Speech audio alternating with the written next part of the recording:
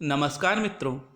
आज हम पढ़ेंगे वितान भाग 2 कक्षा 12 की आधार पाठ्य पुस्तिका, जो कि हिंदी की एक पूरक पुस्तक है। उसके चारों पाठ हम पढ़ रहे हैं, जिसका पहला पाठ है सिल्वर बेडिंग, जिसके लेखक हैं मनोहर श्याम जोशी। आप देख रहे हैं अपना channel CBSE Hindi with Mathura दास।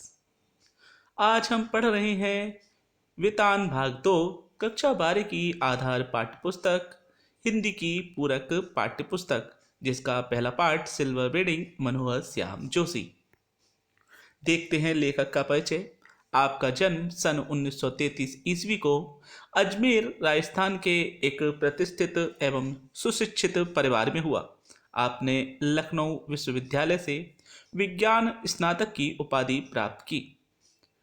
रोजी रोटी की खातिर आपने छात्र जीवन से ही लेखन और पत्रकारिता का कार्य प्रारंभ किया। अपने प्रसिद्ध दिनमान पत्रिका में आपने प्रसिद्ध दिनमान पत्रिका में सहायक संपादक और साप्ताहिक हिंदुस्तान में संपादक के रूप में कार्य किया। सन 1984 ईस्वी में भारतीय दूरदर्शन डीडी, जिसको बोलते हैं डीडी नेशनल, के प्रथम धारावाहिक हम लोग के लिए आपने कथा पथकथा लेखन कार्य किया और इसके बाद स्वतंत्र लेखन कार्य करते रहे। आपकी मृत्यु सन 2006 ईस्वी में दिल्ली में हुई। देखते हैं इनकी रचनाएं। उपन्यास है कुरु कुरु स्वाहा, कश्यप, हरिया हरकुलिस की हैरानी, हमजाद, टाटा प्रोफेसर, कयाप, कौन हूँ मैं, कपीश जी, बद स्थल, उत्तराधिकारिणी। और प्रमुख धारावाहिक लेखक जो धारावाहिक इन्होंने लिखे, हम लोग, बुनियाद, कक्का जी कहिन, मुंगेरी लाल के हसीन सपने, ये चारों जो हैं धारावाहिक के रूप में दूरदर्शन पे आते थे। हमराही भी आता था, जमीन आसमान, गाथा आदि। हिंदी फिल्में जो जिनका इन्होंने पटकथा लिखी, हे राम, पापा कहते हैं, अप्पू राजा और भ्रष्टाचार।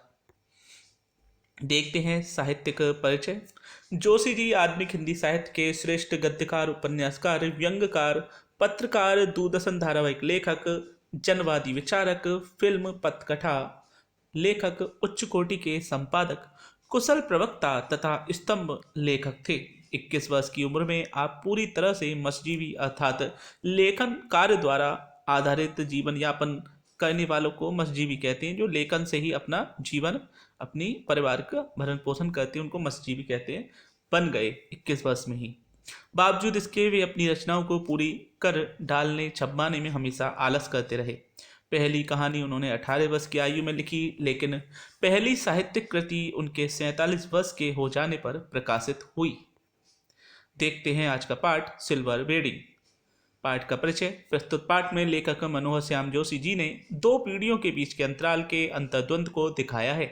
यह अंतर पुरानी और नई पीढ़ी के विचारों व जीने के तौर तरीकों के अंतर को दर्शाता है। कहानी का मुख्य पात्र यशोधर बाबू अपनी परंपराओं, मूल्यों व आदर्शों से जुड़े व्यक्ति हैं। वे आदर्शों व संस्कारों को जीवित रखना चाहते हैं, मगर उनके बच्चे नए जमाने के साथ जीवन जीने में विश्वास रखते हैं। उनकी पत्नी भी अपने आप को बदलकर जीने के आधुनिक तौर तरीकों को अपना चुकी है, लेकिन यशोधर बाबू अपने आप को बदलने के लिए राजी नहीं। इस कारण ही उनके परिवार के लोगों का उनके विचारों से टकराव होता रहता है। देखते हैं पाठ का सारांश विस्तार से। यशोधर पंत एक सरकारी दफ्तर के सेक्शन ऑफिसर हैं और दिल्ली के गोल मार्केट में रहते हैं। वे पुरानी मान्यताओं व विचारधाराओं को मानने वाले सीधे सच्चे व्यक्ति हैं, परंतु उनके परिवारजन आधुनिक जीवन शैली अपना चुके हैं। उनकी धर्मपत्नी कभी उनके विचारों में उनके साथ थी, लेकिन आज बच्चों की मर्जी के अनुसार आधुनिक तरीके अपनाकर मॉडर्न बन चुकी हैं। इस कारण यशोधर बाबू का अपने परिवारजनों से मतभेद बना रहता है। यही कारण है कि वह घर जल्दी लौटना पसंद नहीं करते। यशोधर बाबू नई नई मॉडर्न बनी अपनी पत्नी को श्यानल बुढ़िया, बूढ़ी मुँह से, लोग कहीं तमाशे और चटाई का लहंगा आदि कहकर मजाक उड़ाते हैं। पहले बच्चे जब छोटे थे तो उनकी पढ़ाई लिखाई में वह मदद कर सकते थे, लेकिन अब बच्चे भी बड़े हो गए हैं।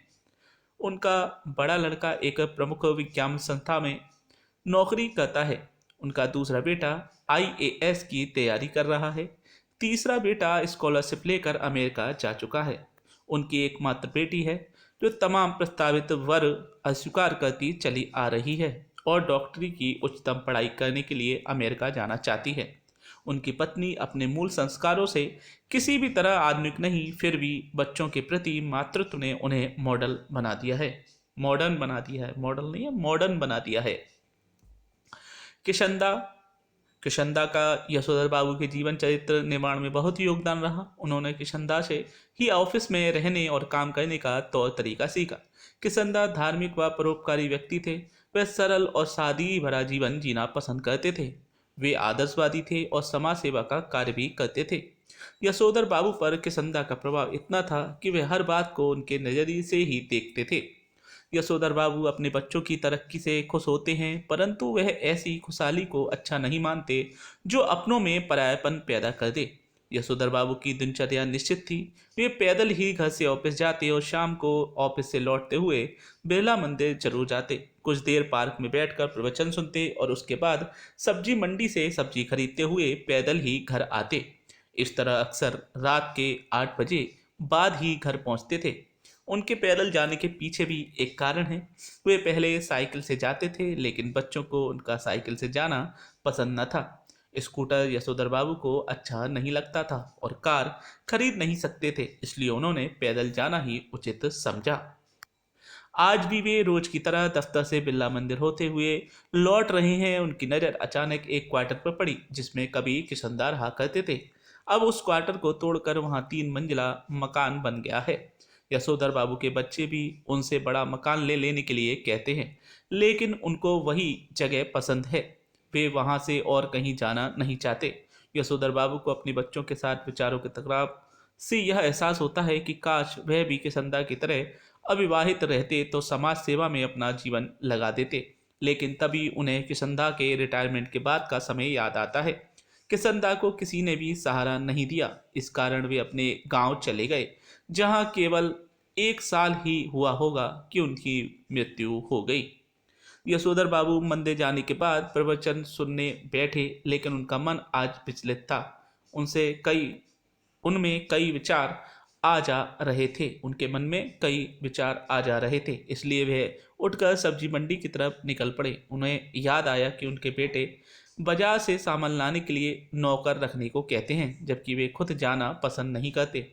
उनका बड़ा बेटा उन्हें अपनी कमाई का 1 रुपया भी नहीं देता। अपने पैसे से अपनी मर्जी का सामान खुद ही खरीद के घर लाता है और फिर उस सामान का रोब सब पर झाड़ता है। आज जब वे सब्जी लेकर घर पहुंचे तो उन्होंने देखा कि उनका घर सजा हुआ है। उनका बड़ा बेटा घर के बाहर अपने बॉस को विदा करने के लिए खड़ा है। कुछ अन्य लोग भी उनके घर से विदा होकर जा रहे हैं। घर में किसी प्रकार की पार्टी चल रही थी। पहले तो उन्हें समझ नहीं आया। बाद में भूषण ने उन्हें शिकायत करते हुए बताया कि उनके घर में उनकी सिल्वर वेडिंग की पार्टी चल रही है और उनके देर से आने पर वह सब उनसे शिकायत करते हैं। यशोधर बाबू को मन ही मन इस बात से दुख हुआ कि घर में पार्टी के आयोजन के बारे में उन्हें किसी ने बताया नहीं। वैसे भी उन्हें पार्टी आदि बिल्कुल पसंद नहीं, परंतु बच्चों के आग्रह करने पर उन्हें केक काटना पड़ा। वे अंडा नहीं खाते थे और केक अंडे का होने व संध्या पूजा का भी समय होने का बहाना लगाकर वे बिना केक खाए संध्या पूजा के लिए चले गए और वे वहां से तब तक नहीं आए जब तक सभी मेहमान विदा लेकर नहीं चले गए। मेहमानों के जाने के बाद जब वे उठकर आए तो उनके बड़े बेटे ने उन्हें ड्रेसिंग गाउन गिफ्ट किया और कहा कि इसे पहनकर ही दूध लेने शाम के समय जाया करें। इस पर यशोधर बाबू को विचार आया कि काश उनका बेटा उन्हें ड्रेसिंग गाउन देने के बजाय उनसे कहता कि कल से आप आराम करें और मैं आपकी जगह दूध ले जाऊंगा। उस गाउन को पहनकर उनके अंगों में मानो किसन उतर आए हों, जिनकी मृत्यु जो हुआ होगा से हुई। 2 जुमले जो हुआ होगा और सम हाउ इम्प्रॉपर इस कहानी के बीज वाक्य हैं। जो हुआ होगा में यथास्थितिवाद यानी ज्यों का त्यों स्वीकार कर लेने का भाव है। जो हुआ होगा अर्थात आदमी यह विचार बना लेता है कि कुछ न कुछ ऐसी परिस्थितियां रही होंगी और उन परिस्थितियों को आदमी सिर्फ स्वीकार कर लेता है, उस पर कोई सवाल नहीं उठाता। तो समहाउ इम्प्रॉपर में अनिर्णय की स्थिति भी है। ये दोनों ही भाव इस कहानी के मुख्य चरित्र यशोधर बाबू के भीतर के द्वंद्व है। ये दोनों ही स्थितियां हालात को ज्यों का त्यों स्वीकार कर बदलाव को असंभव बना देने की ओर ले जाती है। यशोधर बाबू जहां बच्चों की तरक्की से खुश होते हैं, वहीं सम हाउ इम्प्रॉपर का भी अनुभव करते हैं। उनका बड़ा बेटा विज्ञापन कंपनी में होने पर भी बहुत अधिक वेतन पाता है, जो उन्हें सम हाउ इम्प्रॉपर लगता है। उनका दूसरा बेटा आईएएस की पढ़ाई के साथ कम रैंकिंग आने पर जो छोटी पद होते हैं उनको छोड़ देता है। उसका ऐसा इस प्रकार छोटे पदों को छोड़ना और आईएएस ना होना, यह भी उनको समहाउ इम्प्रॉपर लगता है। अर्थात उन्हें कुछ समझ नहीं आता कि यह क्या है, कुछ ना कुछ तो इसमें गलत है, उनको ऐसा अनुभव होता है। तो यह था पाठ सिल्वर वेडिंग। देखते हैं पाठ में हमने क्या जाना। नए व पुराने विचारों में सामंजस्य बिठाना आवश्यक है। हमें परिवार में सभी के विचारों को महत्व देना चाहिए। घर के बुजुर्गों का सम्मान करना हमारा दायित्व है। नए जमाने के लोगों को अपने आदर्श नहीं त्यागने चाहिए। आधुनिकता की दौड़ में संस्कारों को भूलना बड़ी चूक होगी। नए जमाने के लोगों को अपने दायित्वों का निर्वहन करना चाहिए। तो यह था पाठ सिल्वर वेडिंग, मनोहर श्याम जोशी जी द्वारा यह लिखित था। आपने देखा सीबीएसई हिंदी विद मथुरा दास। ऐसे ही हमारे चैनल को देखते रहिए, हमारे वीडियो को शेयर कीजिए, लाइक कीजिए अगर आपको लगता है तो। अगर कोई कमी है तो ज़रूर मैसेज के माध्यम से बताएं, और कुछ अच्छा लगे तो भी बताएं। हमें आगे वीडियो बनाने के लिए यह सब प्रोत्साहित करेगा। फिर मिलते हैं नए वीडियो के साथ।